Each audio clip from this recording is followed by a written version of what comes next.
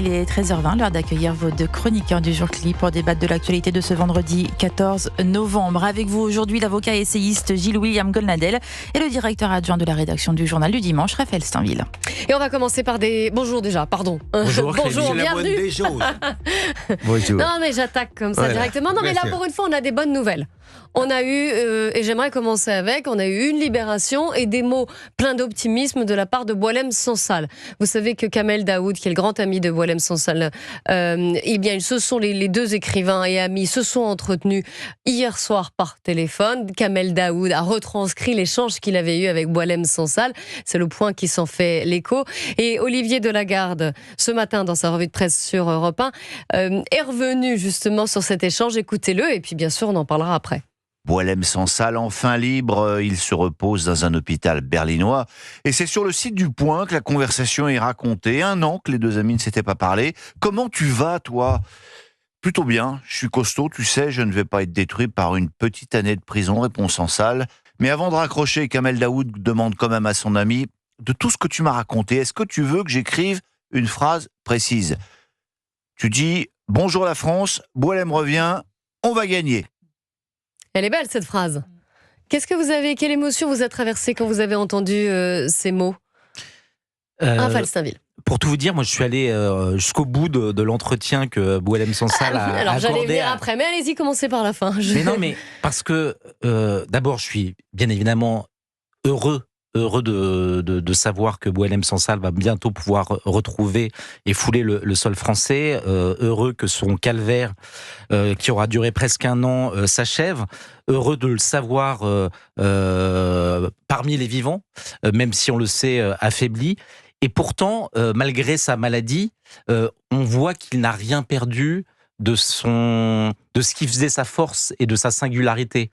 Il achève son entretien en rappelant que quelques heures avant d'être libéré, de prendre le chemin de l'Allemagne, il a eu un mystérieux interlocuteur qui est venu à l'hôpital. Alors je vais le raconter, parce que j'ai le mot exact, donc je vais vous le dire. Il y a eu le visiteur du soir. Vous êtes qui ? J'ai demandé.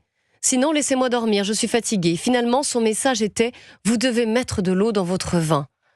Enfin, des lignes rouges, j'ai répondu. Vaut mieux me garder encore 20 ans dans ce cas. Si je n'ai pas le droit de parler, alors qu'est-ce que je fais sur Terre ? Je pourrais être d'accord avec vous si vous faites la paix, si les relations évoluent dans le bon sens, parce que la France est l'amie de l'Algérie, et c'est vous qui en avez fait un ennemi. L'Allemagne est aussi une amie de l'Algérie, et si ça va dans ce sens-là, oui. Voilà exactement, retranscrit les mots de Boualem Sansal, retranscrits par Kamel Daoud. Et je pense que les mots et la parole de Boualem Sansal manquent à la France.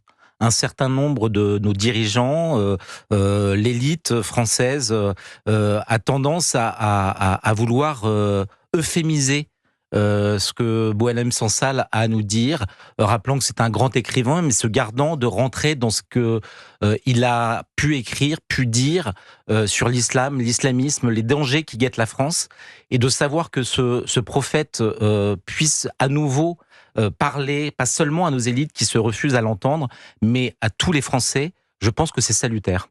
Si je n'ai pas le droit de parler, alors qu'est-ce que je fais sur Terre ? A-t-il dit. Gilles-William Goldnadel. Moi, la libération de Boualem, c'est une joie sans mélange. Je parle bien de sa libération. Et les mots qui viennent d'être prononcés par lui augmentent encore, si besoin était, l'admiration que son courage et son intelligence et son humour et sa dignité m'ont toujours inspiré. Et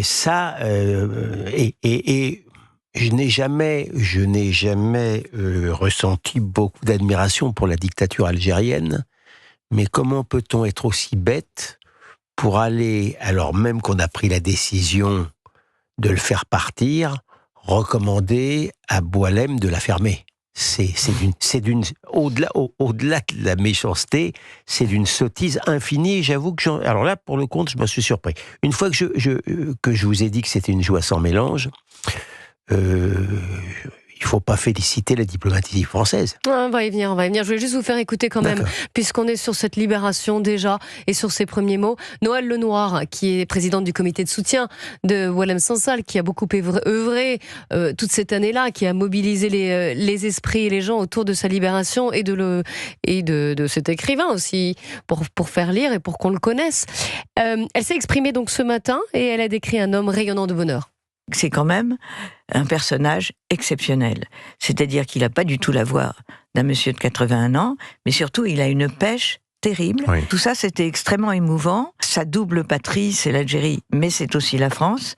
Sa culture, c'est la France. Sa langue, c'est la France.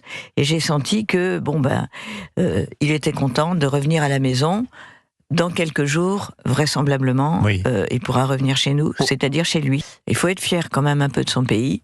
Il y a eu le jeu du ministre de l'Intérieur, de Bruno Retailleau, que j'ai trouvé extrêmement utile. Je pense qu'il faut rendre hommage à tous ceux qui ont travaillé, y compris des diplomates français, sur ce dossier. Et puis surtout, il faut se réjouir ensemble.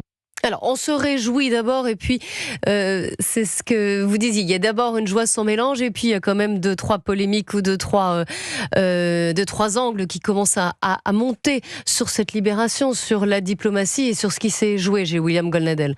Écoutez, moi, le jour de sa libération, j'ai préféré évidemment tenir ma langue. C'est pas toujours facile, mais pardon. Noëlle Lenoir, qui est une amie, je l'ai beaucoup entendu sur nos antennes. Je l'ai beaucoup entendu sur CNews. Je l'ai moins entendu ailleurs. Pardon, mais heureusement qu'on était là d'une certaine manière. J'ai pas entendu beaucoup le service public. Moi, je pense que quand il y a un service public de l'audiovisuel, j'aurais dû prononcer chaque jour que Dieu faisait le nom de Boualem Sansal, comme il le faisait pour les journalistes qui étaient pris en otage. J'ai du mal à accepter cette situation. Boualem Sansal, il a été oublié par une partie de la France. Moi, j'oublie pas. Je rappelle qu'il y a toujours Christophe Glaise, le journaliste, qui est incarcéré dans les geôles algériennes. Raphaël Saville, on va vous entendre dans quelques instants. On va marquer une pause. Il y a le journal permanent et on reviendra bien sûr sur cette libération de Boualem Sansal et aussi bien sûr sur les relations diplomatiques entre Paris et Alger. Et là aussi, il y a beaucoup à dire. On parlera et on en débattra aussi. On reviendra sur les cérémonies d'hommage qu'il y a eu hier en souvenir des 10 ans des attentats du 13 novembre 2015. Ont-ils été à la hauteur? Et puis bien sûr, quels enseignements avons-nous tirés de ces drames? Restez bien avec nous dans Europe 1 Info.